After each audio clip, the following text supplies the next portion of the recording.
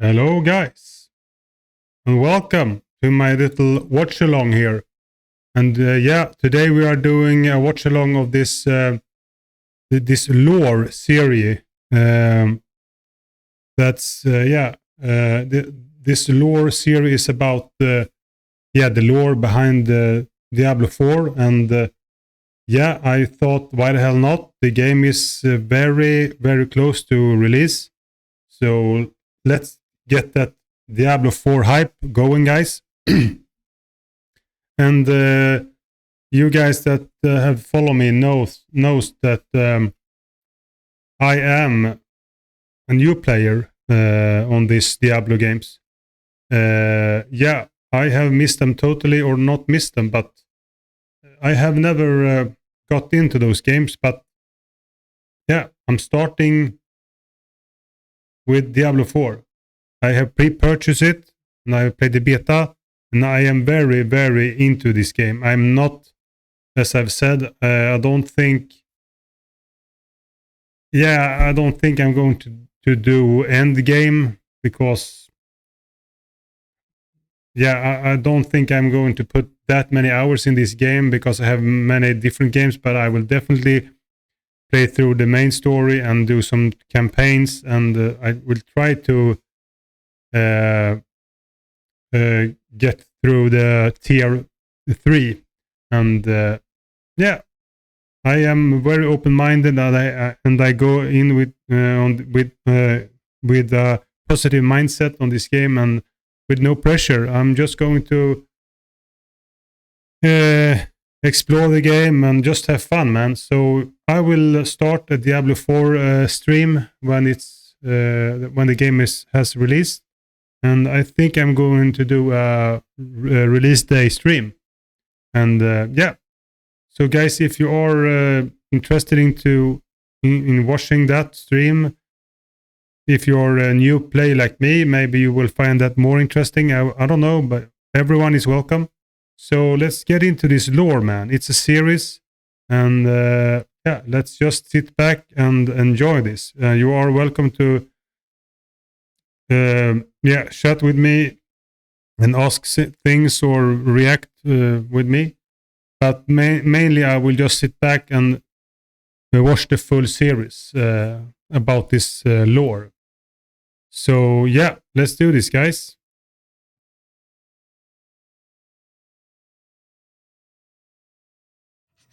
You've travelled a long way to be disappointed, young scholar. Life has taught me well that evil is inevitable and can never be truly destroyed. It can be banished, it can be thwarted, it can be driven back, but only for a time. Men are weak. Evil is seductive. And those who would do nothing in the face of malevolence are cowards. You seek a weapon against the darkness rising in Sanctuary. The only thing I can arm you with is knowledge. So when evil finds a foothold and flourishes once again, at least I can say it was not due to ignorance. For untold eons, an eternal conflict has raged between the demonic hordes of the burning hells and the angelic host of the high heavens. Scholars have spilled gallons of ink and spent their eyesight in and all this is totally new for me, man. So these two factions began. I'm pretty hyped. What came before them, before us, to understand the lore behind this Diablo world. Was the sum of all things, good and evil, light and dark, physical and mystical, joy and sadness. The one, Anu wished to be free from the malignance of evil, and so separated and expelled the darkness within. But what is cast off does not simply disappear, and that darkness found its shape in the seven. I don't recognize these demons and angels. This is totally new for me, man. Who fought ceaselessly with Anu to their mutual destruction. It is said, when the remains of these two titans settled, the universe as we know it came into existence. All the realms of the high heavens, the burning hells, and pandemonium. Tathamet's blackened husk gave birth to the burning hells, and each of the 7 heads transformed into the 7 great evils, each with dominion over their own realm. The 3 most dominant of these inherited the title of Prime Evil, feeding off one another to maintain dominion and rule over the legions of the burning hells. There was Mephisto, Lord of Hatred, Intelligence and Cunning, father of Lucian and Lilith, the mother of Sanctuary. Oh, okay. Mephisto is father to Lilith and Lucian. That's fucking cool, man. World Stone. And Diablo, Lord of Terror. As Deckard Cain once wrote, "For as long as man fears the dark, Diablo will remain the most insidious and... This is some fucking cool stuff, guys. ...the most powerful of all the evils. The 4 lesser evils, no less dangerous to the people of Sanctuary, are not to be discounted on the basis of their title. Underestimating their capabilities and intentions is a sure path to our destruction. Belial, Lord of Lies, uses poisonous untruths to create an ever darker, fractious world. Juriel, Lord of Pain, revels in the cacophonous screams of those in physical agony. Even demons are no stranger to his torment. Andariel, the Maiden of Anguish. I love this art style. Juriel, whereas he delights in bodily torment, Andariel derives pleasure from anguish of the mind and soul. Azmodan, the Lord of Sin, a clever manipulator and master of temptation, loves vice in all its forms. So, are you going to face these demons in the game, guys? If you have played these Diablo games, please let me know, guys. A host of ravenous, furious monstrosities that reflected the poisonous elements of their progenitor. There are demons beyond counting in the burning hells. At the center of the high heavens lies the crystal arch, said to be formed of Anu's spine. When it vibrates in perfect harmony, an angel is created, embodying an aspect of what Anu had once been. The purest of these become archangels, and 5 rose above the rest to lead the host of the high heavens. Imperius, Archangel of Valor, a brilliant tactician who commanded the warriors of heaven and led them into battle with hell, but whose pride has led to much destruction. Tyrael, former Archangel of Justice, who abandoned his rigid dedication to justice and took up the aspect of wisdom instead. He supported the many causes of humanity, renounced his angelic nature, and fell to earth as a mortal. Sanctuary would have fallen to darkness long ago without his aid. Inarius, creator of Sanctuary, served under Tyrael and was an advisor to the council until he rebelled. Auriel, the Archangel of Hope, who embodies the shining light of a bright future and sees the potential for good in all things, but who is no less a warrior than the others, dispatching those who spread despair and darkness. She is said to lead the chorus of the high heavens in harmony. Ethereal, the Archangel of Fate, who comprehends the tangled web of fate and time, though the future of humanity remains obscure to him, unseeable, because we are not of the natural order of creation.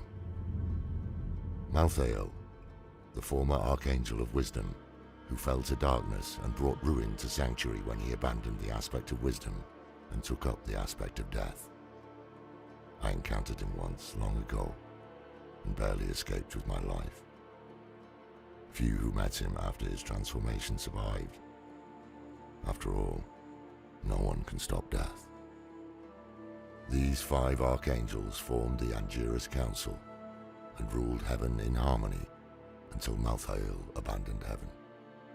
The council fell to confusion and dissension. Their unity diminished. Alongside heaven and hell, there is a third realm, and this is where our next story begins and ends. Sanctuary. Where Anu and Tathamet slew one another, the violence scarred the cosmos and birthed the plane of pandemonium. It was here the World Stone, also called the Eye of Anu, came to rest. A mountain-sized artifact of infinite power that embodied the endless cycles of birth and death, destruction and creation. Desire to control its infinite power fueled the eternal conflict, until Inarius and Lilith stole it, and used it to create Sanctuary. Yeah. The hour grows late, the fire is dying, and the cold is unrelenting. Come back if you're still alive, and I'll tell you the tale of our creation. Of our creators, Lilith and Inarius, mother and father of Sanctuary, and the long, bloody history of the eternal conflict. For now, we should rest, and I pray your dreams are not as dark as mine. Yeah, guys, that's some fucking cool stuff, man. I love this kind of explanation behind the game that they do in this book series. It's pretty interesting, guys. Okay, let's go with episode 2. Hells and all who reside there. You've returned, and with ale this time. Of course, I have got an ale in my hand. The shadows will seem longer when it's done. Before we talked of Anu and Tethamet, the high heavens and the burning hells, and all who reside there, embroiled in the eternal conflict. Now let us speak of the creation of Sanctuary, and our this will be interesting, guys. Lilith, angel and demon, our father and mother. The eternal conflict raged on, endless and all-consuming. Led by the Angiras Council, the angelic forces fought countless battles against the armies of the 7 demon lords, who sought to conquer all of creation. Though the high heavens often defeated their adversaries, they also failed to destroy them, allowing evil to return again and again and again, ceaseless, unrelenting. Both sides claimed victories, both suffered crippling defeats. The conflict was a never-ending slaughter. Many of these battles were fought in Pandemonium, the plane said to be formed from the violent death of Anu and Tethamet, where the heart of creation lay, the mountain-sized artifact that would come to be known as the World Stone, housed within the Pandemonium fortress. Any who control the World Stone would have the power to create new worlds, or unmake them with a thought. A desirable and dangerous prize indeed. It became the focus of the eternal conflict. Over the eons, the Pandemonium fortress changed hands many times. It became a strange place, embodying the warped reality of Pandemonium as a whole, a structural and liminal place, affected by the high heavens and burning hells alike. Angels and demons, too numerous to count, have fallen at its gates, over and over and over again. This endless cycle caused Inarius, advisor to the Angiras Council and under Tyrael's command, to eventually conclude that the war could never be won, and he resolved to abandon it. Elsewhere, Lilith, daughter of hatred, was arriving at a similar conclusion. On her father Mephisto's role in the eternal conflict, Lilith once wrote, "My father is content to fight the same battles and the same foes while everything turns to ashes. The war will never be won so long as he and his brothers lead. There is an end to it, but fools like my father are too blind to see it." Inarius and Lilith, angel and demon. Separated by a vastness in distance and experience that is difficult to comprehend, they came to the same conclusion. They must escape the eternal conflict. That's interesting. I wonder if the cosmos had ever contemplated such an unholy alliance and divine union. I wonder if creation shuddered in horror and awe, as Inarius and Lilith gathered others to their cause, fellow renegades, seeking escape from the ceaseless fighting. The details of their meeting, like so much of our history, is obscured by the relentless passage of time and myth. But the great Heraldric scholar Deckard Cain tells us of Inarius, wounded or marooned in the Pandemonium fortress, meeting with Lilith. Lilith was not spared the hatred of her father Mephisto, and from time immemorial had awaited an opportunity to rebel. For the first time, combatants in the eternal conflict not only set aside their differences, but also formed a union. It's difficult to imagine, but legends tell us that Inarius and Lilith forged an alliance that would alter the course of the war, reality itself, and all of existence. Very interesting Inarius indeed. and Lilith pledged themselves to their joint cause of escaping the eternal conflict.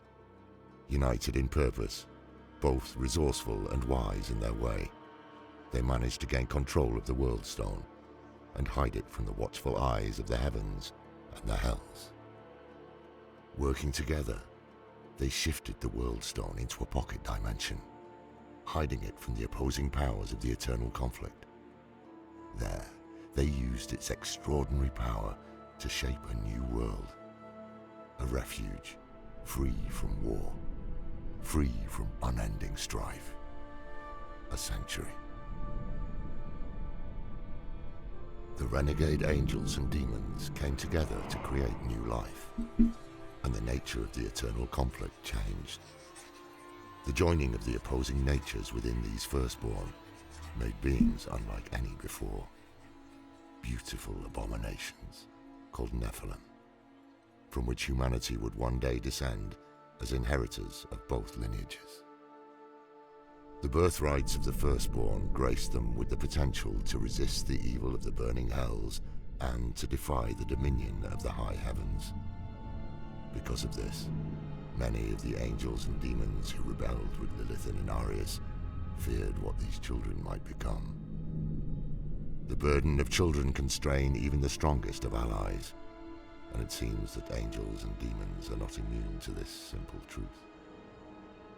Surely Inarius and Lilith could not have foreseen the cosmic consequences of their actions.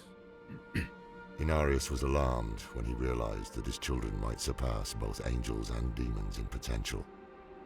The other angels and demons fought fiercely over what should be done, whether to spare the Nephilim or exterminate them. The dissent between the two groups alarmed Inarius, who called for a period of reflection. Lilith, driven into a mad frenzy by the threat of her children's extinction, ruthlessly murdered each and every renegade angel and demon. Okay. Only Inarius to discover the carnage she had wrought.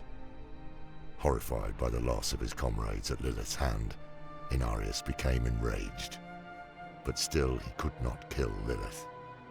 Instead, he banished her from the sanctuary they had created together. Oh shit, man. Inarius then attuned the World Stone to diminish the powers of the Nephilim over time, and disappeared in the aftermath. As their strength Very faded interesting indeed, generation guys. by generation, they came to resemble mortals, no longer angelic or demonic, simply human. As their power diminished, so too did their collective memory, until only legends of what came before remained. It is said that the firstborn remained immortal and undying as humankind took shape, giving rise to the cultures, kingdoms, and tribes of Sanctuary, before themselves fading into myth. Now you know, the birth of our world and our inheritance, demonic and divine, Cool, guys. the eternal conflict that rages ceaselessly in each of us. Think on that, young scholar, until we meet again. None of us is above sin or immune to evil's seduction. Even the most righteous may fall, given the right push in the wrong direction.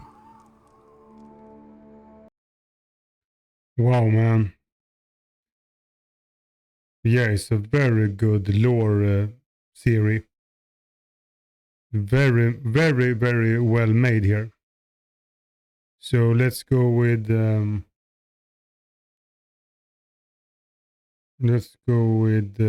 episode 3.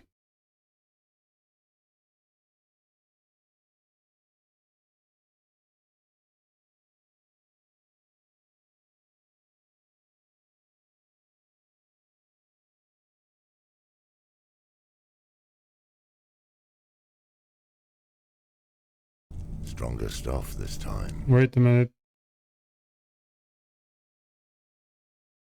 Yeah, guys, I will be right back. I'm just going to fix some stuff. I will be back in a minute.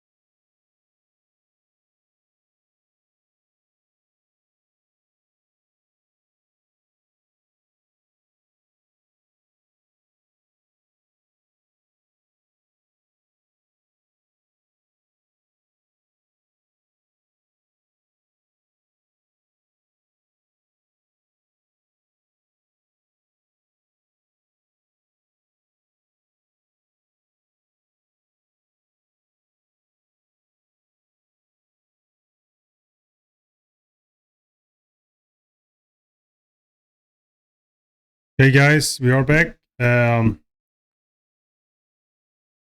So, what is your thought about this so far?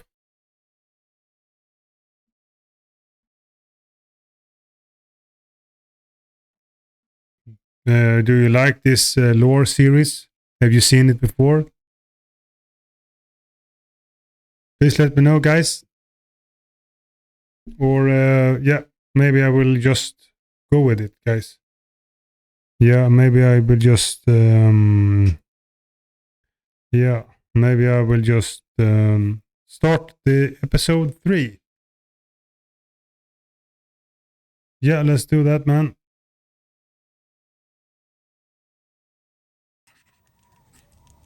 Another night, and you brought more ale. Stronger stuff this time. Essential for keeping warm here in the fractured peaks. Pour me a cup. Tonight is a long, sad tale of bravery and betrayal, and the great blight of destruction that changed the very fabric of our world. When last we spoke of Inarius and Lilith and humankind's creation. Whoa, that map is Humanity found fucking itself caught by huge. the eternal conflict. A battle that does not belong to humankind, but one we must fight nonetheless. Two rival groups, the Temple of the Triune and the Cathedral of Light, sprang up on the world of Sanctuary and strove to win over the hearts of mankind. The Triune was secretly backed by the three prime evils, Mephisto, Baal, and Diablo, who had discovered Sanctuary's existence. Inarius secretly founded the Cathedral of Light in response, an attempt to counter their malevolent influence. Unbeknownst to either the prime evils or Inarius, Lilith returned to Sanctuary to reawaken her children's dormant powers, knowing they had the ability to banish the agents of the burning hells and Inarius for good. Man, that's fucking Soon cool, after, man. Sanctuary was engulfed in what would become known as the Sin War, a catastrophic proxy war over the souls of humankind. Humanity won the war, but they faced another kind of battle. The high heavens too became aware of Sanctuary and her blasphemous children, and now deliberated on humanity's ultimate fate. With the Angiras Council split, the Archangel Tyrael cast the final vote to spare us from extermination. Instead, the memory of all that came before was taken from humankind, including knowledge of their inherited power. In exchange for their part in leaving Sanctuary alone, the burning hells took Inarius into their custody, and it is said that he has suffered unending torment at their hands ever since. Oh, that's bad, man. Of course, it is not the nature of the burning hells to leave well enough alone, and before long, more attempts to corrupt humankind were underway. The lesser evils, led by Asmodan and Belial, staged an uprising that upset the established order of the burning hells. Man, I fucking love these guys. I fucking love this lore, man. Of corrupting humanity, the usurpers set out to banish the three prime evils to Sanctuary. They lost fully 1/3 of their army, but they succeeded in banishing Mephisto, Baal, and Diablo into the mortal realm, in what would come to be known as the Dark Exile. Ah, okay. They spent decades spreading terror, hatred, and destruction across the land.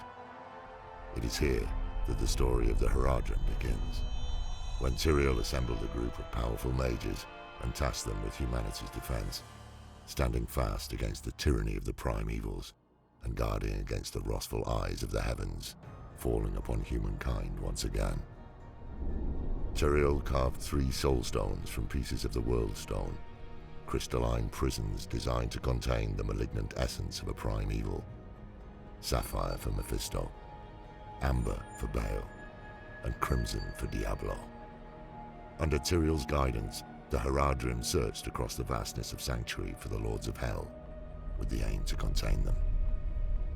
The Haradrim found Mephisto, and after much struggle imprisoned him.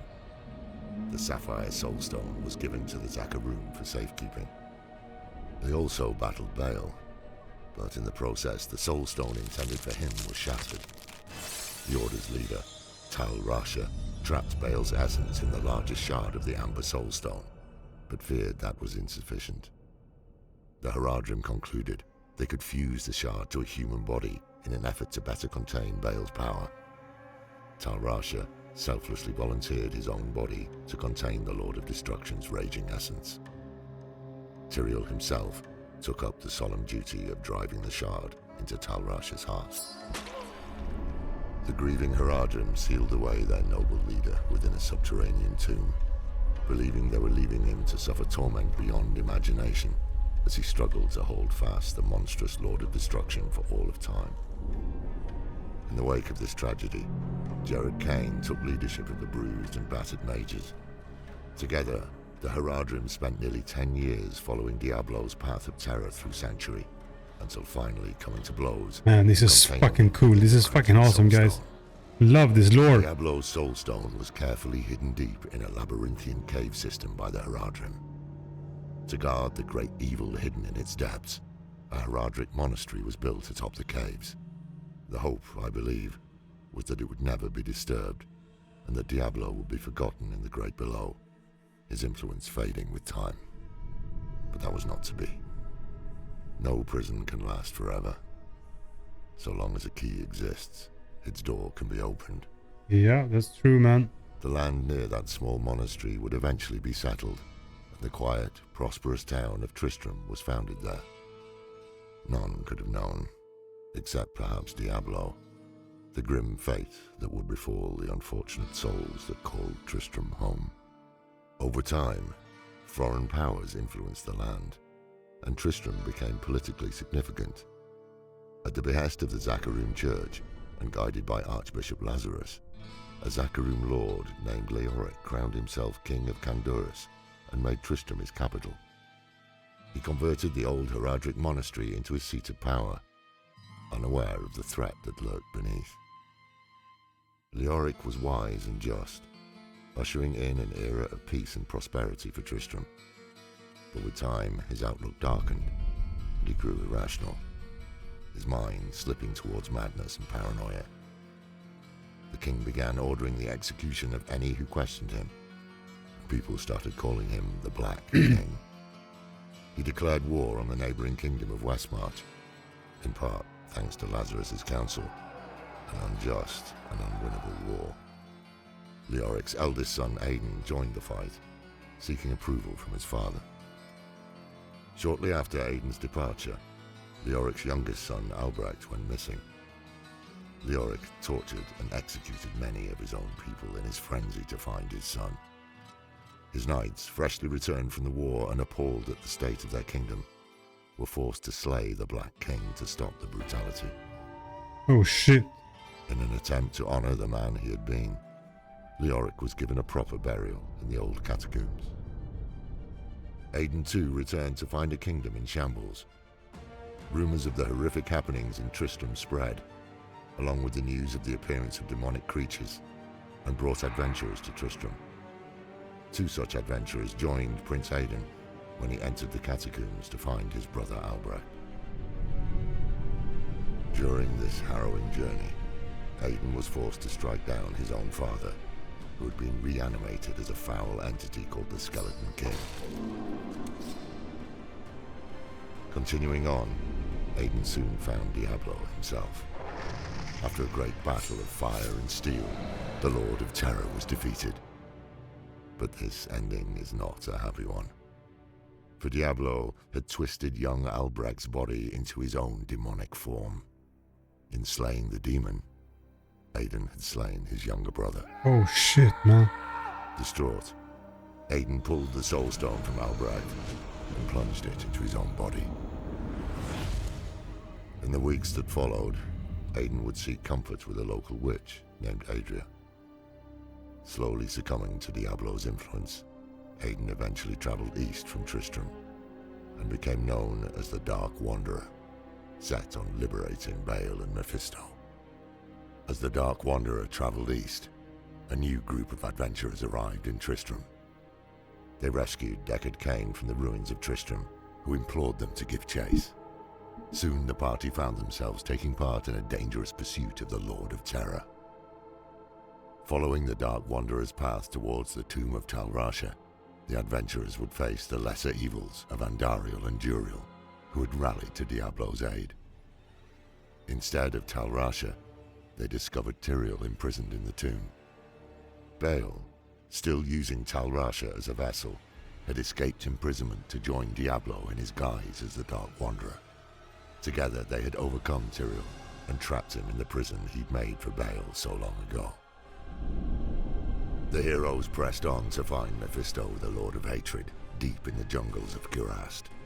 Once more the heroes were too late to stop Diablo, as he shed what little of Aidan remained, reverting to his monstrous demonic form before returning to the burning hells to rally his demonic legions. Mephisto remained behind, believing he could defeat the brave pursuers. His confidence was misplaced. The Lord of Hatred was defeated and sealed in the Sapphire Soulstone. The heroes followed the Lord of Terror into the burning hells, thinking only of Sanctuary, and not the grim fate that likely awaited them there. At Tyrael's request, the heroes confronted the corrupted angel Isual on the Plains of Despair. In slaying him, the heroes freed Isual's spirit, and he informed them that the prime evils knew how to corrupt the Soulstones. With this information, Cain sent the heroes to the Hellforge to destroy the Sapphire Soulstone, in the hopes that this would prevent Mephisto from manifesting in this world ever again.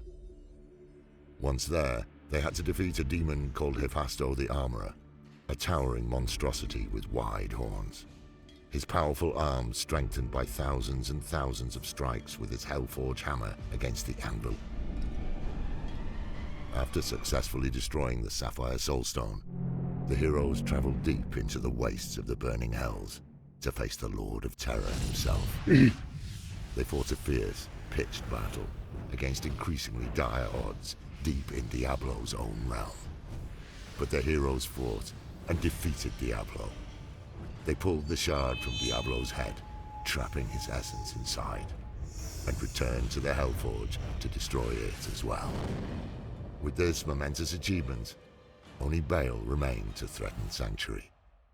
Unfortunately for us, even one prime evil can unleash inconceivable devastation.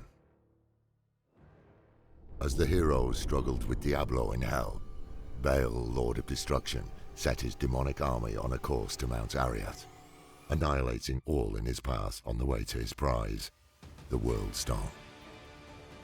Survivor accounts describe the prime evil atop his litter, surveying the barbarian city of Secheron with ravenous malice and an insatiable lust for carnage. His vision for Sanctuary was a wasteland stained with blood. It is both humbling and horrifying to know how close he was to achieving that goal. Thanks to the bravery of the barbarians in the town of Haragath at the base of Mount Arreat, Baal's army was temporarily repelled, buying time enough for reinforcements and the heroes that had slain Diablo and Mephisto to arrive. They fought their way through Baal's army, up the mountain, and finally into the very heart of Sanctuary, the World Stone Keep. Though our heroes ultimately defeated Baal, they could not stop his poisonous malice from infecting the World Stone. A difficult choice had to be made, and so it was. Tyrael chose to destroy the World Stone rather than let it fall to corruption. He hurled his great sword Eldruin at the World Stone, shattering it. Some of its shards fell to earth, imbued with power. The World Stone was nearly as large as the mountain that housed it, and its destruction turned the imposing peak of Mount Arreat into nothing more than a vast crater.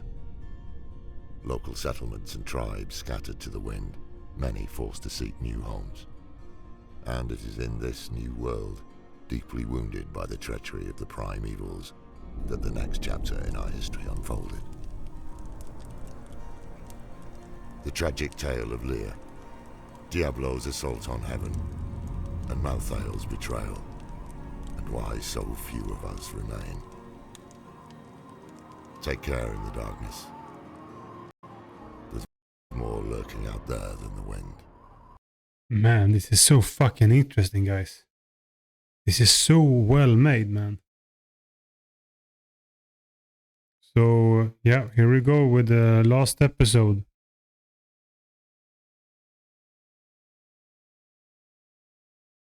Episode 4. Come in, sit down. You've let all the bloody heat out. This is the coldest night I can recall in these frozen wastes. I'm no chef, but I've managed a stew from what little food remains. Fortify yourself, for this is the final story I have to tell you, and you will need your strength to endure. This is the tale of the end of days. I told you of the brave heroes that defeated Diablo and Baal, and of the destruction of the World Stone and Mount Arreat by Tyrael, the Archangel of Justice. In the aftermath, his essence dispersed, and though no angel had done so before, Tyrael was able to restore his form in the realm of Pandemonium. After decades away, Tyrael returned to the high heavens. There he tried to convince his fellow members of the Angiras Council that they were meant to protect the innocent, and that the fate of humanity was pivotal to the future of the eternal conflict. However, they remained committed to their laws, leaving Tyrael no choice but to renounce his angelic nature, shedding his wings to embrace mortality before being cast out of the heavens. And so he fell willingly to Sanctuary, a shining star that landed in the ruins of Tristram Cathedral.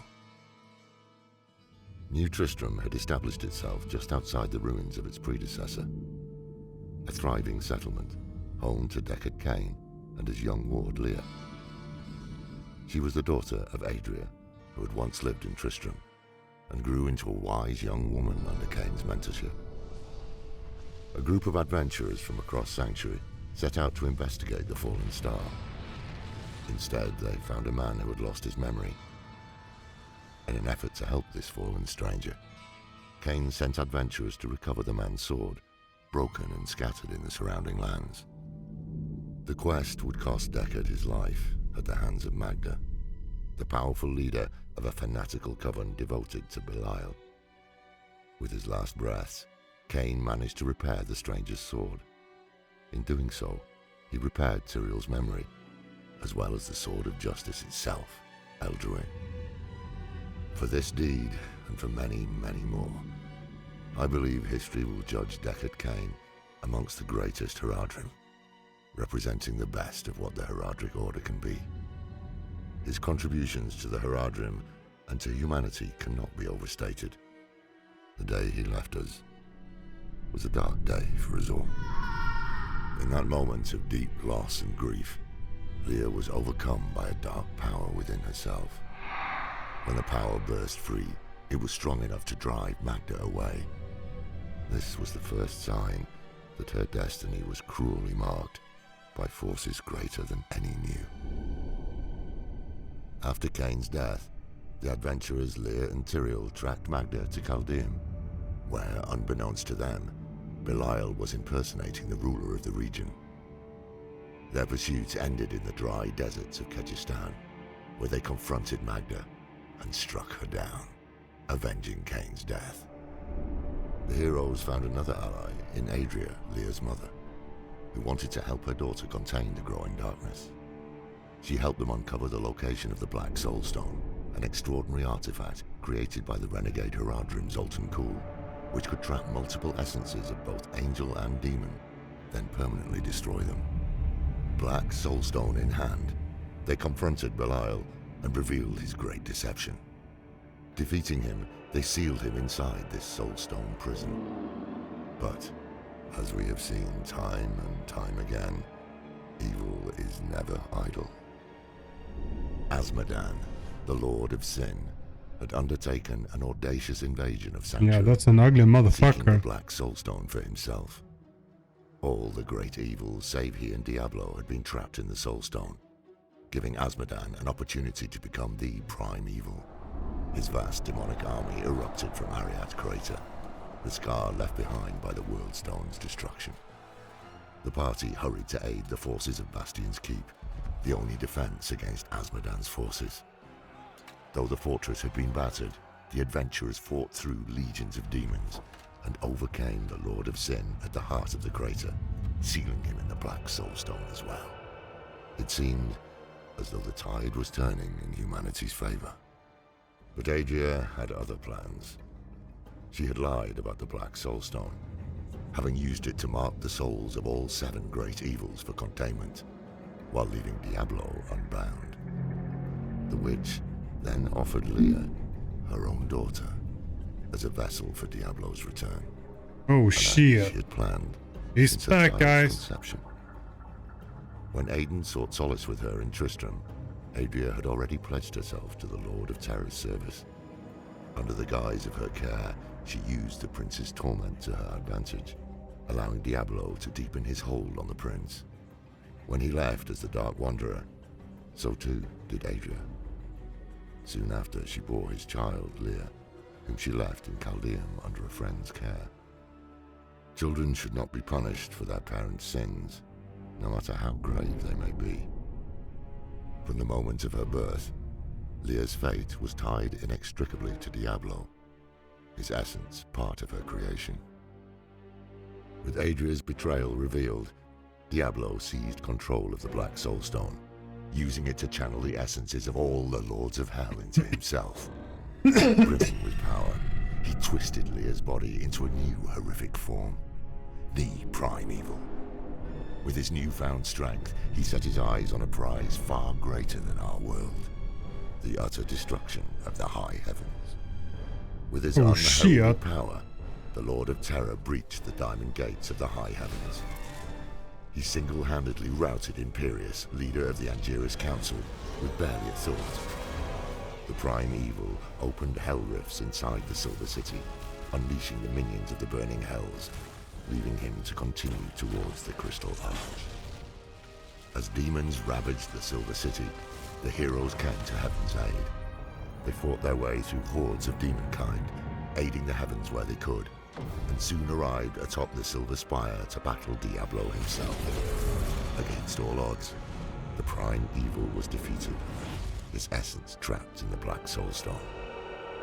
Tyrael returned to the Angiras Council as a mortal, now embodying the aspect of wisdom. And for a moment, it seemed like Sanctuary might see peace.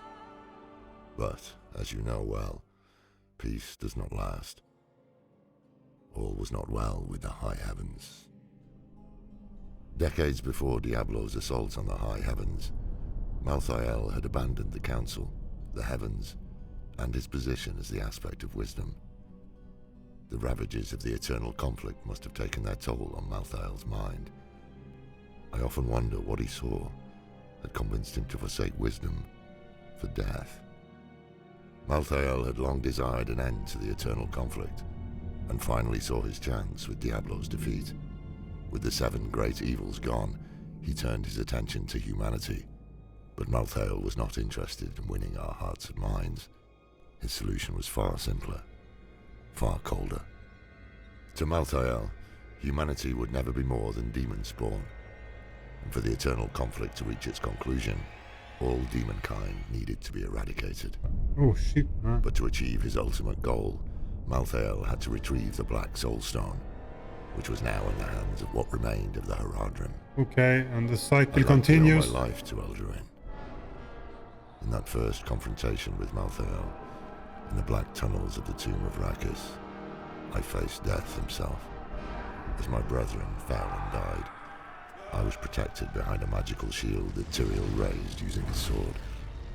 When we emerged onto the city streets, we were met with horror beyond comprehension. Prize in hand, Malthael and his reapers laid waste to Westmarch. The grisly slaughter I witnessed there nearly destroyed me. They were harvesting the souls of the people. With each death, Malthael grew more powerful. Malthael soon took the Black Soulstone to the Pandemonium Fortress, where he began to manipulate its power.